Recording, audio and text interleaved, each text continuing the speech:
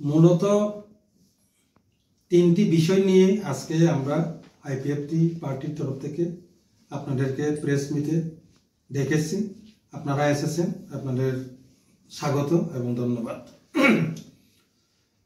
এক নম্বর হলো, গত 29 তারিখ জুলাই 2025 আমাদের এনএফএনএস national federation of new state, যারা পৃথক রাজ্য যারা দাবি করে থাকেন, তাদের একটা প্ল্যাটফর্ম হলো ন্যাশনাল হোয়াইট ন্যাশনাল ভিত্তিক যে সংগঠন, সেটি হলো এনএফএনএস national federation of new state. এই ন্যাশনাল ফেডারেশন নিউ স্টেটের একটা সম্মেলন গত 29 তারিখ জুলাই 2025 মেঘালয়ের শিলং শহরে অনুষ্ঠিত হয়। এই সম্মেলনে মূলত একটি বিষয়ে সিদ্ধান্ত নেওয়া হয়, সেটি হলো আগামী 23শে আগস্টের পরে, অর্থাৎ আগামী নভেম্বর মাসের শেষে অথবা ডিসেম্বরের প্রথম সপ্তাহে সমস্ত নর্থ ইস্টের যারা পৃথক রাজ্য দাবি করে থাকেন তাদেরকে নিয়ে এনএফএনএসের যে ব্যানারে দিল্লির যন্তর মন্তরে গিয়ে একদিনের একটি সিটিং ডেমনস্ট্রেশন অনুষ্ঠিত হবে এবং পরবর্তী সময়ে যে নেক্সট যে মিটিংয়ে তারিখ এবং দিন ঘোষণা করা হবে। এটা মূলত ফাইনাল ডিসিশন হয় এবং এই সিদ্ধান্তে আরও কিছু প্রস্তাব রাখা হয় যে প্রত্যেকটা রাজ্যের ন্যূনতম 20 জন প্রতিনিধি, ম্যাক্সিমাম যতটুকু সম্ভব বিভিন্ন স্টেট থেকে তারা যাবে, যারা কাছে আছে তারা প্রেজেন্ট থাকবে। সেভাবে পৃথক রাজ্যের দাবিতে এনএফএনএস এর ব্যানারে একটা সিটিং ডেমনস্ট্রেশন হবে যন্তর মন্তরে। দ্বিতীয়ত প্রস্তাব আমরা রেখেছি, এক নাম্বার হলো যে প্রত্যেক জেনুইন যারা ভারতীয় নাগরিক, সিটিজেন অফ ইন্ডিয়া, তাদের নাম যাতে বাদ না যায় সেটা নিশ্চিত করতে হবে।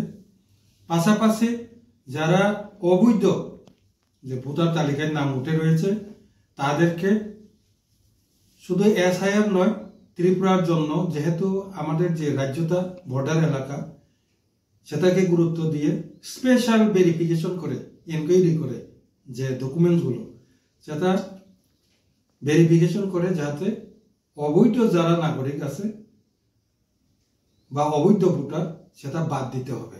এক। 2 নাম্বার, তাদের নির্বাচন কমিশন অনুসারে পিআরসি, সিটিজেনশিপ, ফ্যামিলি রেজিস্টার, আরওয়ার এবং যে ল্যান্ড প্রপার্টির যে জায়গা সেটা তারা উল্লেখ করেছে।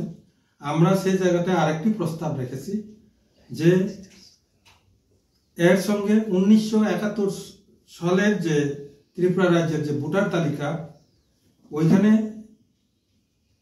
তাদের জেনারেশন বা তাদের নাম যাদের অন্তর্ভুক্তি রয়েছে তাদেরকে এই যাচাইয়ের কাজে অথবা ভেরিফিকেশনে গুরুত্ব দিলে পরে যেটা ফেক অথবা নকল যারা অবৈধ আছে সেটা চিহ্নিতকরণে সহজ হবে।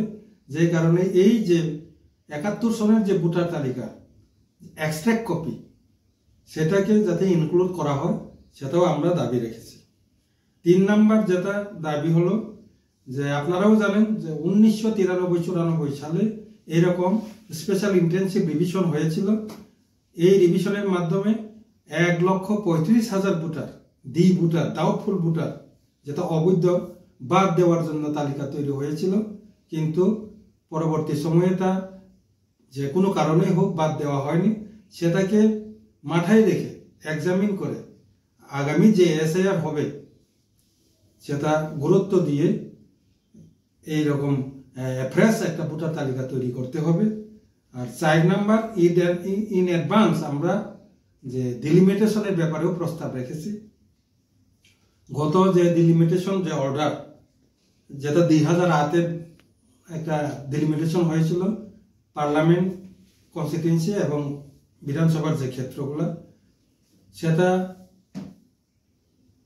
সেটা যে প্রক্রিয়া হয়েছিল সেটা সঠিকভাবে হয়নি। ওই সময় যে এডিসি এলাকার যারা রিজার্ভ এসটি যে সিট 20টা সিট, সেই 20টা সিটের সঙ্গে বাইরের যে জেনারেল এলাকা থেকে জেনারেল পপুলেশনকে যুক্ত করে ওই 20টার যে রিজার্ভেশন সিট তৈরি করা হয়েছিল সেটা অযৌক্তিকভাবে তৈরি করা হয়েছে।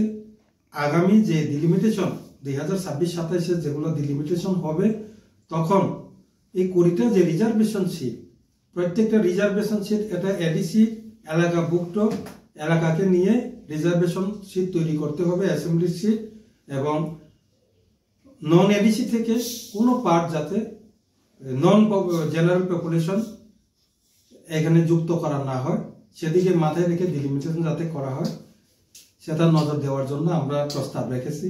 এই 4টি বিষয় নিয়ে আমরা আমাদের প্রস্তাবটা সাবমিট করেছি। স্যার, মূলত আপনি কি বিষয় নিয়ে এবং কার কাছে দেবেন এবং কয়টার সময় এটা শুরু হবে যদি একটু বলেন। আমাদের প্রোগ্রামটা 11টা থেকে শুরু করে আমরা 3টা পর্যন্ত টাইম রেখেছি। 11টা থেকে 3টায় থাকবে।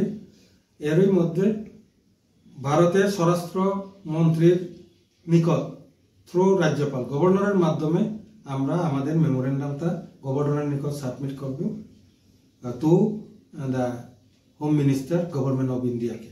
কত তারিখ? 23 তারিখ অগস্ট। কি দাবি নিয়ে? আমাদের মূল যে দাবি, আমাদের আইপিএফটি তো কোরে যে দাবি, একটাই দাবি আছে, সেটা হলো এডিসি এলাকাকে নিয়ে ভারতের সংবিধানের 2-3 নং ধারা অনুসারে আমাদের এডিসি এলাকাকে ত্রিপুরাল্যান্ড পৃথক রাজ্য যাতে দেওয়া হয় সেই দাবিকে নিয়ে আমরা ডেপুটেশন দেব। দেখা গেছে যে এই দ্বারা যাচ্ছেন না, বর্তমানে এডিসি ইলেকশন, এর আগে এরকম দাবি নিয়ে আবার যাওয়া, এটার পেছনে কোনো কি কারণ আছে? এটা আপনাদের অপ্রাসঙ্গিক প্রশ্ন আমার মনে হচ্ছে, কারণ আমরা প্রত্যেক বছর আমরা দিল্লির যন্তর মন্তরে প্রোগ্রাম করে, গত বছরেও এর আগের বছরও এভাবে আমরা ত্রিপুরাল্যান্ড দাবি করেই আমরা ধর্ণা দিচ্ছি, ডিমান্ড চলছে। এখন প্রত্যেকটা মেমোরেন্ডাম, কি গভর্নর হোক, কি স্বরাষ্ট্রমন্ত্রী হোক, কি তোমার এমনকি ইন্টারলিগেটর যারা ছিলেন এখানে, মানে অ্যাডভাইজার নোটিস, এই কি বলে মিশ্র থেকে চুকে যাদের সঙ্গে আমাদের সাক্ষাৎ হয়েছে, প্রত্যেকটাতেই আমরা আমাদের ত্রিপুরাল্যান্ড দাবি নিয়ে আমরা আলোচনা করেছি। তো আমরা চুপচাপ আছি, এটা অপ্রাসঙ্গিক কথা, এটা আমরা স্বীকার করি না। আমরা আমাদের একটাই দাবি ছিল শুরু থেকে, আর এখন পর্যন্ত একটাই দাবি আছে। আমাদের মূল যে দাবি সেটা হলো এডিসি এলাকাকে নিয়ে পৃথক রাজ্য ত্রিপুরাল্যান্ড। এতেই অনড় আছেন আপনারা? হ্যাঁ, অবশ্যই।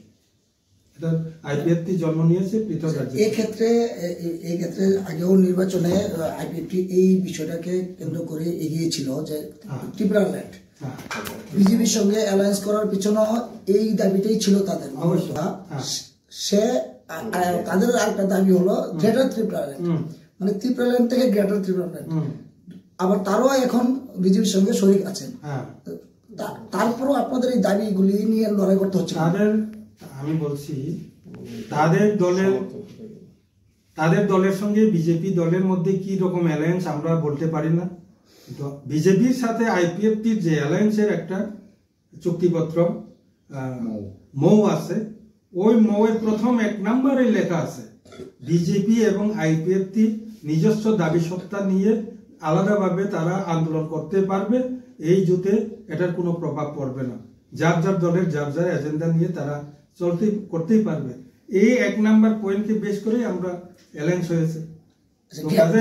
অ্যালায়েন্স হয়ে গেলে এই সরকারে থাকলে আমরা এই আন্দোলন করতে পারবো না, এটা মিনিংলেস। এবং গ্রেটার ত্রিপুরাল্যান্ডকে আপনারা কতটুকু সমর্থন করছেন? গ্রেটার ত্রিপুরাল্যান্ড কি রকম তাদের দাবি, আর আমাদের যে ত্রিপুরাল্যান্ড সেটা হলো এডিসি এলাকাকে নিয়ে। তাদের গ্রেটার ত্রিপুরাল্যান্ড সম্পর্কে আমাদের আইডিয়া অস্পষ্ট। তাদের ত্রিপুরাল্যান্ড এবং গ্রেটার ত্রিপুরাল্যান্ডের মধ্যে নিচে কিছু না কিছু ফারাক আছে। এই জায়গাতে একটা জায়গাতে মিল আছে, সেটি হলো তারাও পৃথক রাজ্য চায়, আমরাও পৃথক রাজ্য চাই। এখন এরিয়াকে নিয়ে একটা অস্পষ্ট আছে।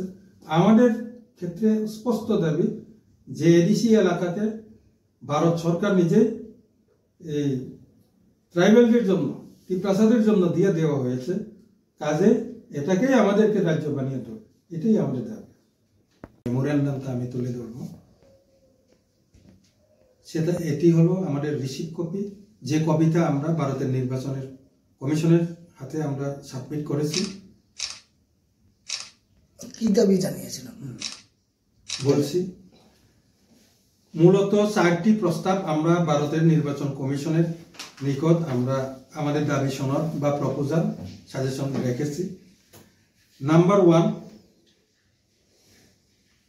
যেহেতু এসআইআর মানে স্পেশাল ইন্টেনসিভ রিভিশন হবেই, এটা আমরা চাইলেও না চাইলেও এটা সিদ্ধান্ত নিয়েছে, তো এসআইআর হবেই।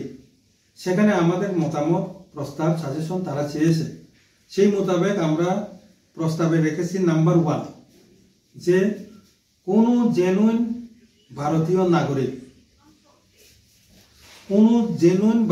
নাগরিক যাদের 18 বছর বয়স হয়েছে তাদের নাম যাতে বাদ না যায় সেটা নিশ্চিত করতে হবে। পাশাপাশি যারা ভূমিপুত্র, যারা এখানে ভারতবর্ষে তথা ত্রিপুরা রাজ্যেও প্রত্যেক বছর দিল্লী যন্তর মন্তর থাকি প্রোগ্রাম খাইও ত্রিপুরাল্যান্ড রাজ্য সানুই তা বুকবো তাকলাইखे দিল্লী যন্তর মন্তর খাইয়াবই, যেহেতু 2026-27 ইলেকশন দङ ত্রিপুরা রাজ্য, যে কারণে তাকলাই